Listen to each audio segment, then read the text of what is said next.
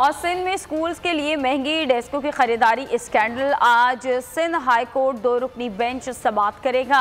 सूबाई हुकूमत पर इल्ज़ाम यह है कि स्कूलों के लिए फी डेस्क 5,000 की बजाय 29,000 में खरीदने के लिए ठेका मनपसंद कंपनी को दिया गया।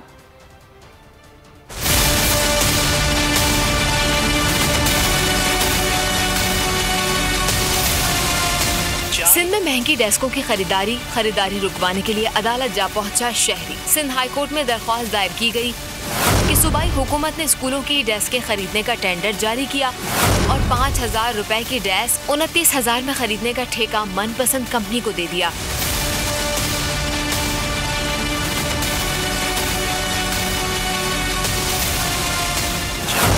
दरख्वास्त के मुताबिक 30 जून को बजट की मियाद खत्म होने से एक रोज पहले वर्क ऑर्डर जारी कर दिया गया। वर्क ऑर्डर को कलअदम करार देकर जिम्मेदारों के खिलाफ कार्रवाई का हुक्म दिया जाए। अदालत का 2 रुकनी बेंच आज दरख्वास्त की समाअत करेगा। सब्सक्राइब करें और बेल दबाएं ताकि कोई खबर रह न जाए।